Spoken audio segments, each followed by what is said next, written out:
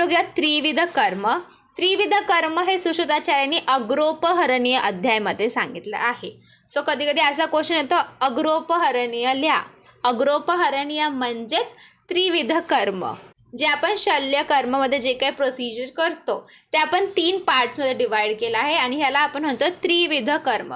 So त्रिविध कर्म म्हणजे काय, की आपले जे सर्जिकल प्रोसिजर्स असतात, शल्यकर्म असतात, शल्यकर्माची प्रक्रिया असती, तर आपण 3 पार्ट्समध्ये डिवाइड करतो. ह्यालाच आपण म्हणतो त्रिविध कर्म किंवा ह्यालाच आपण म्हणतो अग्रोपहरणीय. आता हे 3 कर्म काय सांगितले आहेत, पूर्वकर्म, प्रधान कर्म, पश्चात कर्म. आणि प्रत्येक व्याधीच्या रिलेटेड ह्या 3 गोष्टींना कन्सिडर केल्या पाहिजे. कोणतीही व्याधी असू दे, कोणत्याही व्याधीमध्ये ह्या 3 गोष्टींना कन्सिडर करायला हवं. त्यालाच आपण श्लोकमध्ये कसं सांगणार, त्रिविधम कर्म पूर्वकर्म, प्रधान कर्म, पश्चात कर्म इति. काय, त्रिविध कर्म पूर्वकर्म, प्रधान कर्म, पश्चात कर्म इति तत् व्याधी प्रति. प्रत्येक व्याधीमध्ये प्रति उपदेशामः. जसं सांगितलं आहे ते उपदेश सांगितले आहे ते तुम्ही फॉलो केले पाहिजे. प्रत्येक व्याधीमध्ये ह्या 3चे उपदेश तुम्ही फॉलो केले पाहिजे. तत् व्याधीं प्रति प्रत्युपदेशामः. प्रत्येक व्याधीमध्ये हे सांगितलेले तुम्ही उपदेश फॉलो केले पाहिजे. सो काय सांगितलं, त्रिविधम कर्म पूर्वकर्म, प्रधान कर्म, पश्चात कर्म इति तत् व्याधीं प्रति प्रत्युपदेशामः. यातरी जो उपदेश दिला आहे तो तुम्ही फॉलो केला पाहिजे. तत् व्याधीं प्रति प्रत्युपदेशामः. आता पहिला आपण बघूया पूर्वकर्म. पूर्वकर्मामध्ये आपण करतो टोटल 5 गोष्टी. पहिलं तर रोगीचं परीक्षण करून घ्यायचं. रोगीचं परीक्षण केल्यानंतर ठरवायचं की औषधाची चिकित्सा करावी की शस्त्रकर्म करावं. मग त्यानंतर जर शस्त्रकर्म करताय तर जे काय मटेरियल लागतंय ते सगळं संग्रहण करायचं, ते सगळं गोळा करून ठेवायचं, प्रिपेअर करून ठेवायचं.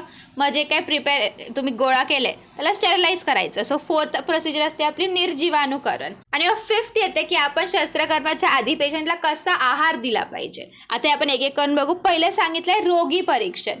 पूर्वकर्मध्ये आपण काय करतो, रोगी परीक्षण. यासाठी सुश्रुताचार्यांचे 6 परीक्षण सांगितलेत. आता जे आपलं त्रिविध, दशविध वगैरे आहे ते काही सुश्रुताचार्यांचं नाही आहे. इथं आपण सगळं शल्य सुश्रुताचार्यांच्या हिशोबाने चाललं आहे.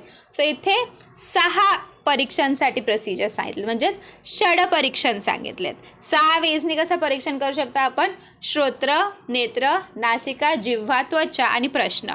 सो हे सगळं एक्झामिन करायचं. श्रोत्र एक्झामिन करायचे, आईज, मग नोज, जीभ, त्वचा हे सगळं एक्झामिन करायचं आणि प्रश्न विचारायचे. प्रश्नामध्ये काय काय विचारायचं, तुम्ही कुठे राहता, तुम्ही जिथे राहता तिथे वातावरण कसं आहे, कोणता व्यवसाय करता, जात काय तुमची, कोणतं धर्म आहे तुमचं, मग नेक्स्ट सात्म्य काय तुम्हाला, असात्म्य काय तुम्हाला, ह्या आधी काही व्याधी झाली होती का, वेदना होतं का, मग वेदनेचं स्वरूप कसं होतं, वेदनेचे स्थान काय होतं, मग तुमचं वैयक्तिक स्वास्थ्य कसं आहे, सामाजिक स्वास्थ्य कसं आहे, आहार कसा घेता, निद्रा कशी घेता, मलमूत्र प्रवृत्ती नीट होती का, होत नाही तर कशी होती, हे सगळं आपण काय याचं फर्स्ट स्टेपमध्ये, दॅट इज रोगी परीक्षा. रोगी परीक्षानंतर सेकंड येतं की ठरवायचं की कोणती ट्रीटमेंट द्यायची.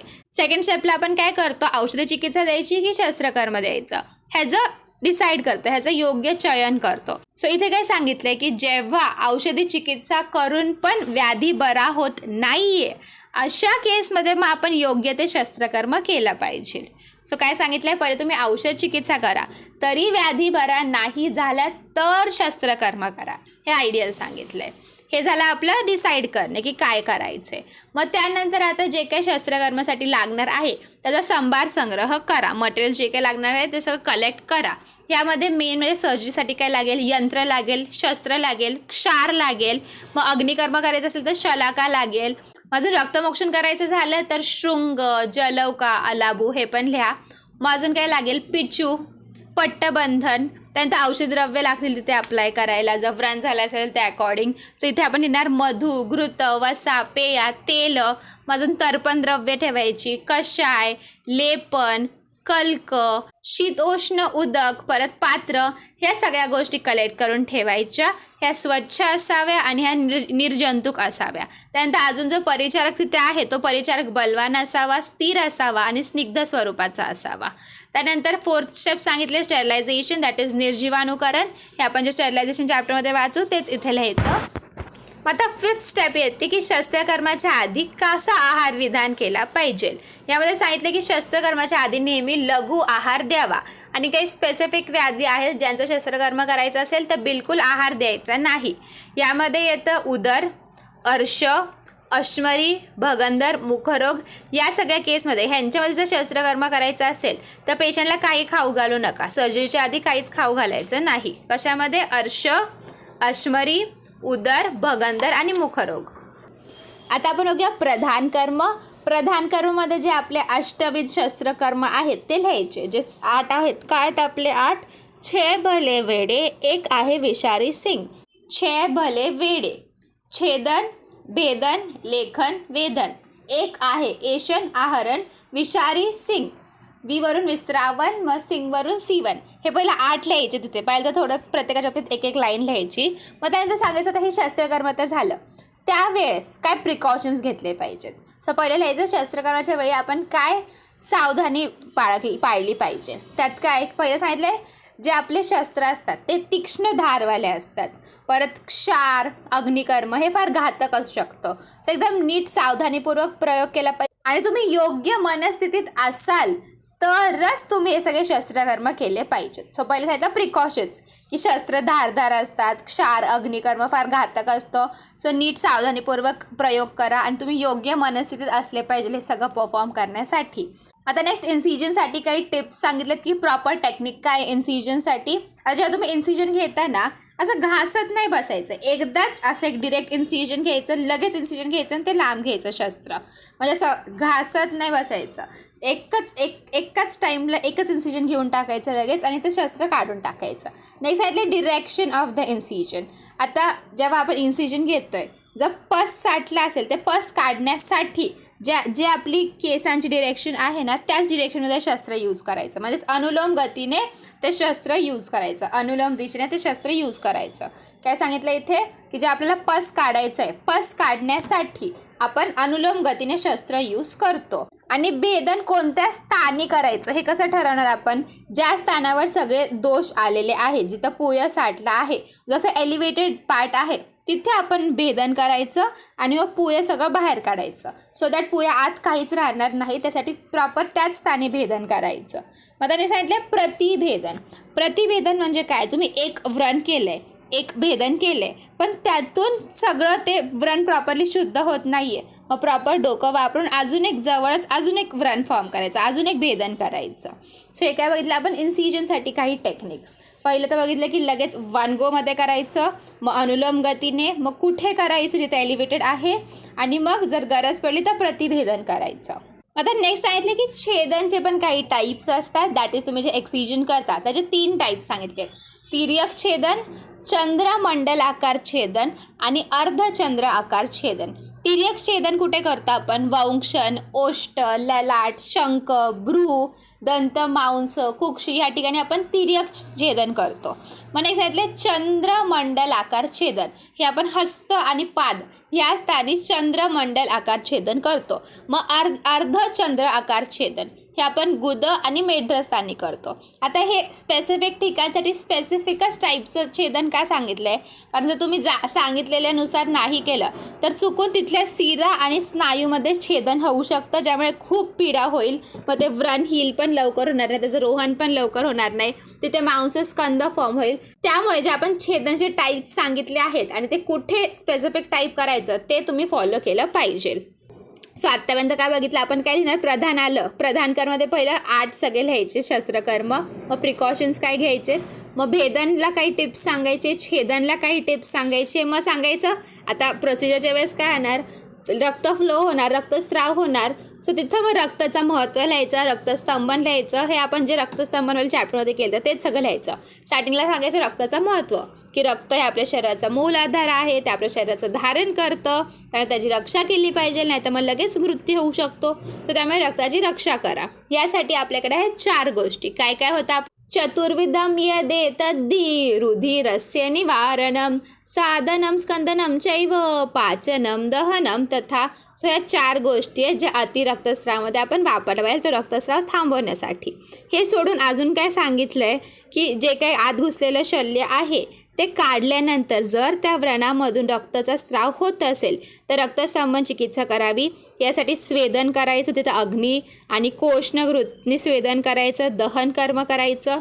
मग घृत आणि मधून त्या व्रणवर लेप लावायचा, व्रणबंधन करायचं आणि व्रणरोहण व्हावं, वुंड हील व्हावं. त्यासाठी पेशंटला चांगला आहार विधी फॉलो करायला सांगायचा. सो चला आपलं रक्तस्तंभन.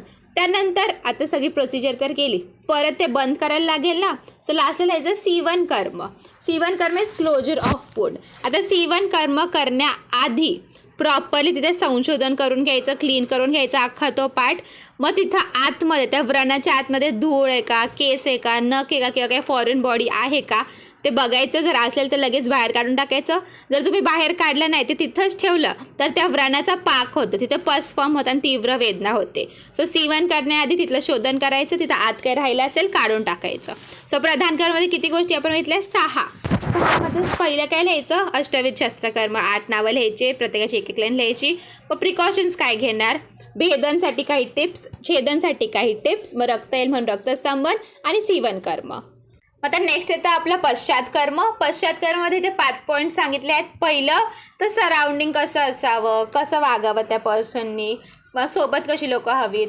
मग सेकंड सांगितले व्रणबंधन, ड्रेसिंग कधी करावं, कसं करावं. मग थर्ड सांगितले की पेन कमी करण्यासाठी काय करावं.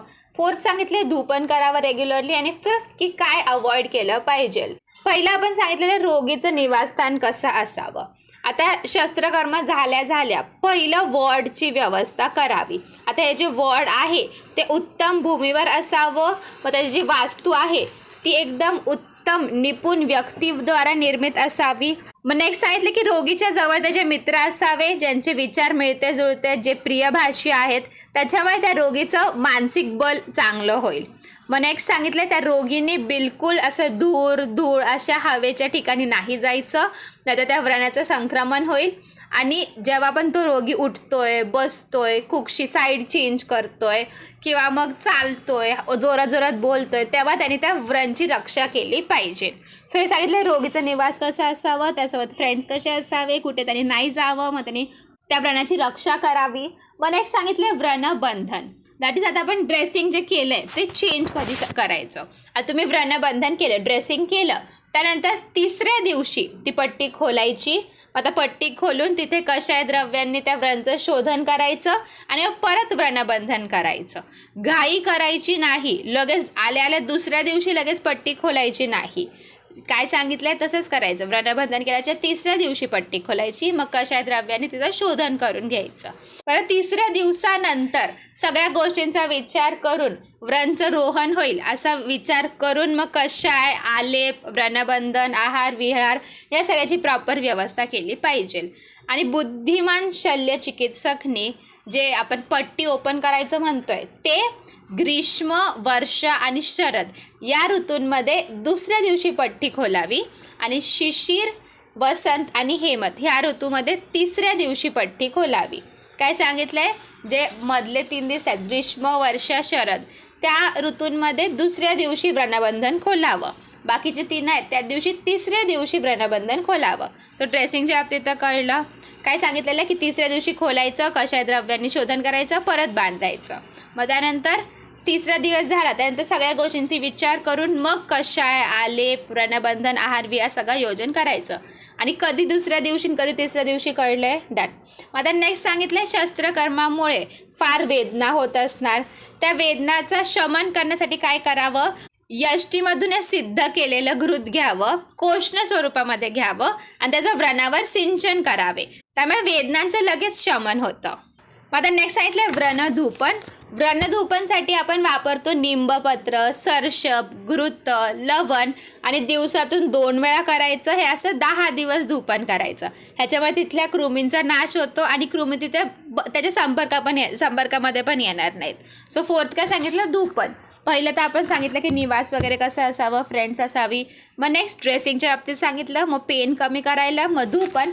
मग सांगितलं काय अवॉइड केलं पाहिजे. पहिलं सांगितलंय की खूप वेळ उभं राहणं, खूप वेळ बसून राहणं, दिवसा झोपणं बिलकुल करू नका. मग मैथून तर बिलकुलच नाही करायचं सांगितलंय. मग मध्य सेवन नका करू. मध्ये सगळ्या टाईपच्या मद्यांची नावं लिहायची, अरिष्ट, आसव, सुरा, सिधू. काहीच सेवन नका करू. आणि त्या व्रणला दाबू नका, तिथे उगाच खाजवू नका. आणि त्या व्रणावर हवा देत राहायचं, असं छोट्या पंख्याने हवा देत राहायचं, ज्याला आपण म्हणतो फॅनिंग. आता मॉडर्नमध्ये आपण हे फार यूज करतो. आपल्याला जेव्हा वेट गँग्रीन होतं, त्या वेट गँग्रीनला आपण कंटिन्युअसली फॅन करतो, सो दॅट ते ड्रायमध्ये कन्वर्ट होईल. सो काय काय अवॉइड करायचं, पहिलं तर खूप वेळ उभं राहणं, खूप वेळ बसणं, खूप वेळ दिवसा झोपणं, दिवसा झोपणंच अवॉइड करायचं. मग मैथून बिलकुल नाही, मद्य सेवन बिलकुल नाही. त्या व्रणाला बिलकुल दाबू नका, त्याला खाजवू नका आणि त्या व्रणावर फॅनिंग करत राहावा. आता आपण हे अवॉइड जे काय म्हणतोय ते का, की जर तुम्ही कोणत्याही प्रकारचा श्रम केला, खूप वेळ उभं राहिला, खूप वेळ बसला वगैरे, तर त्यामुळे त्या व्रणाच्या स्थानी शोथ निर्माण होईल. जर तुम्ही जागरण केलं तर तिथे शोथ आणि प्लस लालिमा पण होईल. जर दिवसा झोपला तर तिथे शोथ प्लस लालिमा प्लस वेदना पण होईल. आणि जर मैथून केला तर शोथ, लालिमा, वेदना आणि मग मृत्यू.